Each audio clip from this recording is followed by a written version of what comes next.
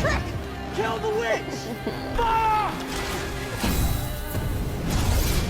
The moment the prince launches their attack, they had already fallen right into the witch's trap, because once the side of good initiates an assault, then good becomes evil, and evil transforms into good. In an instant, the students of the evil school begin to change. In no time at all, they are dressed in exquisite outfits, officially becoming students of the good school. Even the witch reverts to her former beautiful self, and the prince and his group, before they could even react, thus became the evil side. Good defends, evil attacks. This was Sophie's plan all along. If she couldn't study at the good school, then why not turn the evil school into the good school? Both sides began to fight. For a while, it was impossible to tell who was good and who was evil, and this was exactly what Sophie wanted to see. Now, she only had one last enemy remaining. She transformed into a black bird and flew to the headmaster's castle. But here, she did not find the headmaster. Waiting for her was the founder of the evil school. It turned out that long, long ago, two brothers, good and evil, lived in peace, maintaining the balance of the fairy tale world. But as time passed, the evil brother grew greedy. He killed the good brother, and founded this magic academy. The kind headmaster had actually been his illusion all along. He did all this to completely rule over good and evil. However, to fulfill this wish, he needed to obtain a true love's kiss. That's why he recruited Sophie. Sophie was deceived by the evil brother's words. After they shared a kiss, evil obtained the true love's kiss, and his wish was granted. Instantly, the entire school for good and evil began to collapse. Everyone was about to die, but just then, Agatha suddenly burst in. Even at the final moment,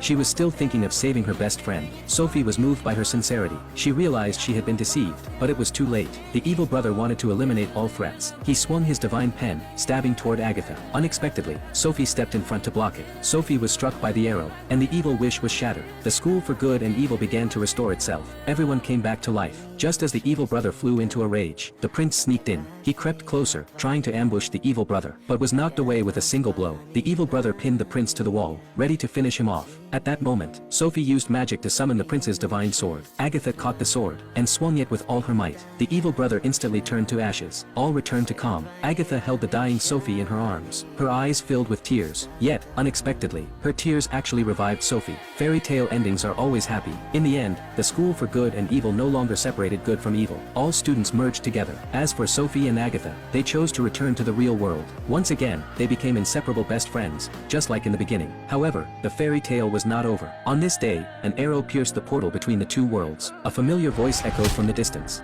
I need you, Agatha.